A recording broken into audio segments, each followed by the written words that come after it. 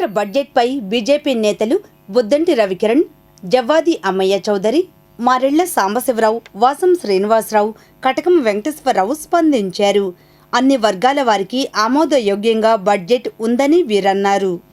ఈరోజు నిర్మలా సీతారామన్ గారు బడ్జెట్ ప్రవేశపెట్టడం జరిగింది. ఈ బడ్జెట్లో ఇది పూర్తిగా అన్ని వర్గాల ప్రజలను కూడా చక్కగా ఆనందంగా ఉండేటట్లు ఉంది. ఈ బడ్జెట్ దీనిలో ముఖ్యంగా రైతులకు, మధ్యతరగతి వారికి చాలా ఉపయోగం. మధ్యతరగతి వారికి ఈ 12 లక్షల వరకు కూడాను మనకి ఆదాయ పన్ను మినహాయింపు ఉంది. ఈసారి ఇది చాలా విశేషమైంది, మంచి సాహసోపేతమైన నిర్ణయం తీసుకున్నట్టే. అట్లాగే రైతులకి ఎటువంటి హామీ లేకుండా ఏదైతే 3 లక్షలు ఉందో అది 5 లక్షల వరకు కూడా పెంచడం జరిగింది. అట్లాగే వికసిత్ భారత్ కింద చేపట్టినటువంటి కార్యక్రమాలకు కూడా ఊతమిచ్చేటట్లు బడ్జెట్లో కేటాయింపులు బాగా జరిగినాయి. అట్లాగే విద్యుత్ సంస్కరణలో ఈ ప్రాజెక్టులు ఆంధ్రప్రదేశ్ సంబంధించి పోలవరం సంబంధించి కూడా నిధులు కేటాయించడం జరిగింది. రోడ్లకి అట్లాగే పరిశ్రమలకి అన్నిటికీ కూడాను సంతోషదాయకరమైనటువంటి ఈ బడ్జెట్ అన్ని రకాల అన్ని వర్గాల ప్రజలు కూడా ఆదరిస్తారని చెప్పి కోరుకుంటాను. భారత్ మాతాకి జై.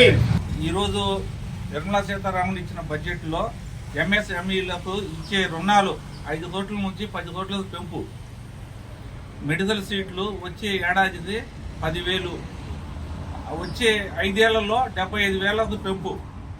ఇది మన నిర్మలా సీతారామన్ బడ్జెట్ యొక్క హైలైట్, మన ఇచ్చిన గొప్పతనం. అది మన బడ్జెట్ గొప్పతనం. 6.3 ఇదివరకు ఉండేదిగా ఇప్పుడు 6.8 అయింది. రేటుతో వృద్ధి చెందింది. పెరిగినట్టు అంచనా మన భారతదేశం యొక్క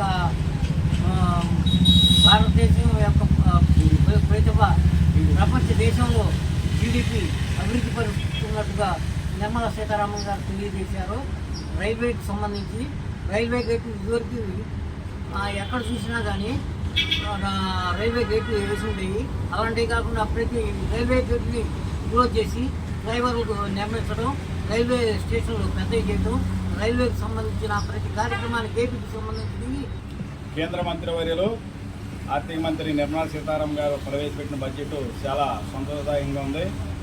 దీంట్లో ముఖ్యమైనది 12 లక్షల రూపాయల ట్యాక్స్ బెనిఫిట్ అనేది చాలా ₹1,00,000 ఉద్యోగస్తులు కానీ, సాఫ్ట్వేర్కు సంబంధించిన వాళ్ళకి కానీ, మధ్యతరగతి ట్యాక్స్ బెనిఫిట్స్ కానీ చాలా సంతోషంగా ఉంది. ఇప్పటి నుంచో 10 లక్షలు అడుగుతున్నారు ₹1,00,000 ఉద్యోగస్తులు, అట్లాంటిది 12 లక్షలు ఇవ్వడం చాలా సంతోషదాయంగా ఉంది.